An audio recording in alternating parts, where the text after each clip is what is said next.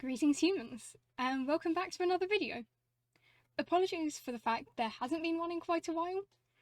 I've been busy with work, rearranging my room. The observant among you may notice that's a different bookshelf in the background. It's been a bit manic rearranging things. At some point this desk is being changed. You can't see the desk, but it is there.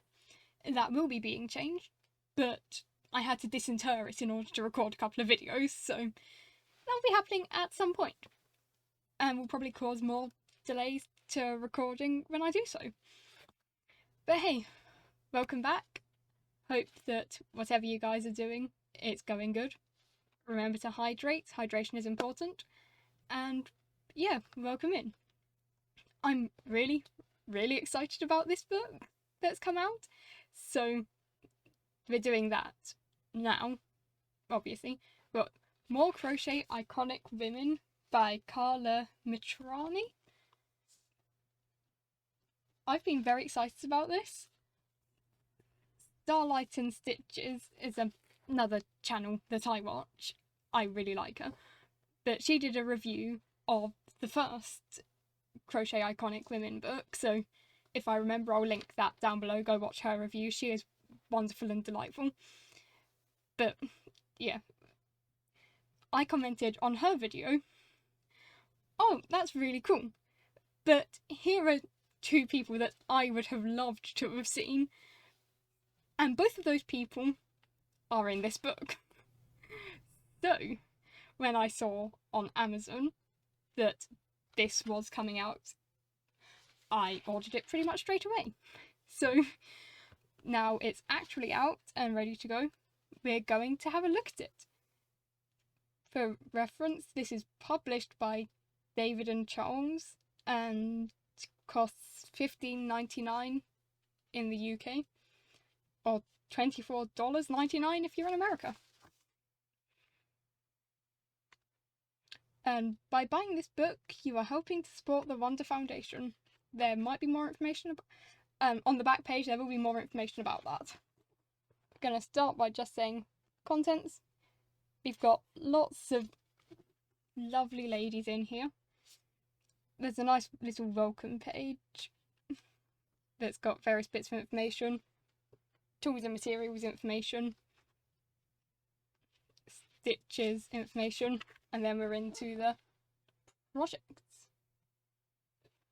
Bonus points if you can work out what these projects are without me telling you from that picture. We're starting with Josephine Baker, and I will admit I had no idea who that was, but the good thing is it comes with information about them. So she was a showgirl, but she was also an outspoken activist and even a spy, which is very cool. Oh, but she adopted 12 children from around the globe. That is dedication and very cool. I'm hoping I don't need to explain who this one is. We've got Anne Frank, who is obviously very well known and a very important person in terms of history. I'm going to apologise because I might say this one wrong. We've got Wangari Maathai. And again, another person I didn't know until I read the information about it. But she taught people in Kenya to plant trees to get the land fertile again. And it created the ripple effects known as the Green Belt movement, which expanded to many other countries, which is awesomely awesome. Joan of Arc.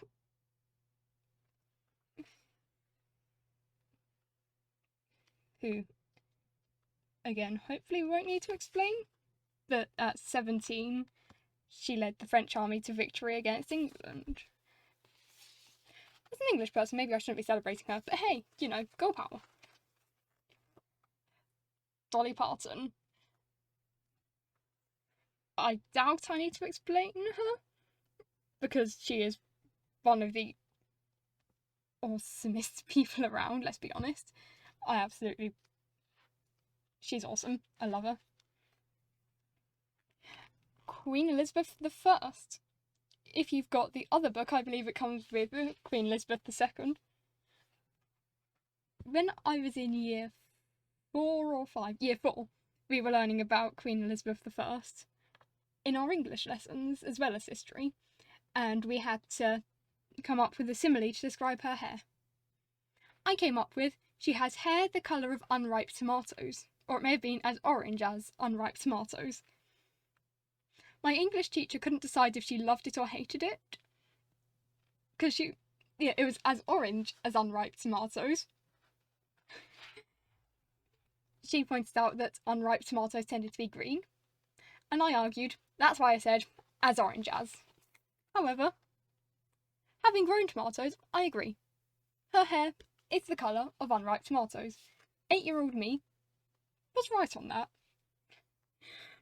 Moving on to Ella Fitzgerald, who is considered to be the Queen of Jazz and a cultural ambassador.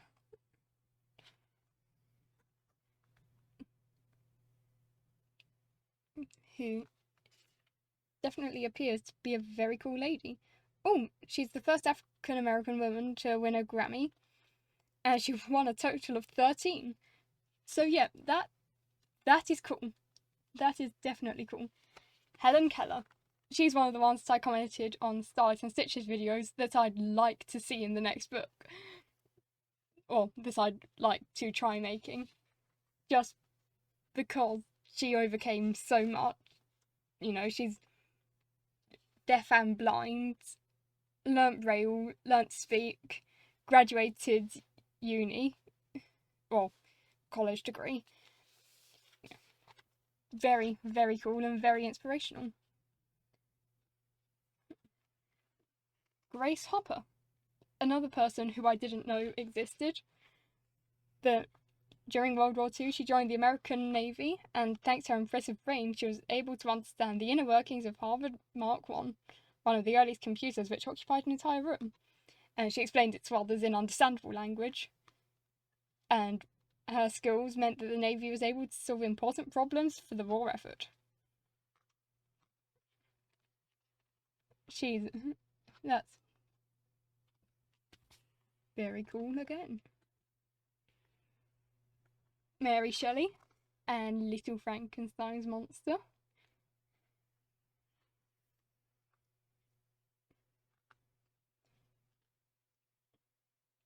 Yeah, she's an author, somewhat known for being overly gothic, but again, very cool. And this does come with a pattern to make a Little Frankenstein's monster for her. For a monster, he's very cute. Got Misty Copeland. Yeah, Misty Copeland, who was the first African American to be made a principal dancer at the American Ballet Theatre in New York City. She's very, very cool. And yeah, as it put here, she uses her spotlight to mentor dancers like herself and introduce ballet to wider audiences, becoming a symbol of diversity and change. Got Hypatia of Alexandria, who was the first female mathematician in recorded history. She was an astronomer, a philosopher, an educator, and one of the last greatest thinkers of Alexandria in Egypt. Sounds very cool and like something that I would never be able to do. Diana, Princess of Wales, who as a princess, she used her fame to help people and redirected the spotlight to many issues that truly mattered, like treatment of patients with cancer and AIDS.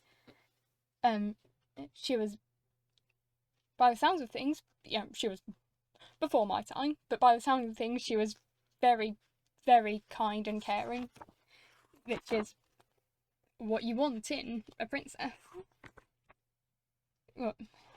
Harriet Tubman, who, again, I didn't know, but she was one of the most courageous women in American history. She was born in slavery but managed to escape, and she risked her life many times to rescue people who were still slaves. I'm literally reading the information from the page here. So I feel like I remember having an assembly about her in primary school. Like, now I'm reading this again, it's like, I feel like I remember learning about her. That she used a network of secret roads and safe houses known as the Underground Railroad and rescued a load of people, and she was never caught.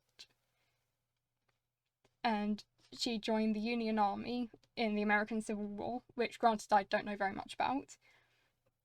But she joined the Union Army as a cook, then a nurse, then a spy and a commander. And when the war was over, she continued fighting to help black people find jobs in healthcare. So, definitely inspirational. Ada Lovelace is the other one who I really wanted to see in the past book, because she approached maths and science with creativity and a never-ending desire for new discoveries. She's kind of known as the first programmer. She was really, really awesome. I used to volunteer in primary school computing, and we did a lot about her because she's awesome and she deserves to be recognised. And the second Tuesday in October is known as Ada Lovelace Day. And that's the end of the actual patterns. We've now just got a section on sort of tips and tricks about the author, index, and then about the charity this book is supporting. But yeah, I very much like that. I haven't made anything from it yet, but I'm very, very excited to do so. Particularly, I'm excited to make a little Frankenstein's monster because that's adorable. But hey, thanks for watching. I hope you're having a great day. I hope everything is going well for you. What was your favourite pattern in the book? Is there anyone who you'd want to see that you haven't seen in there?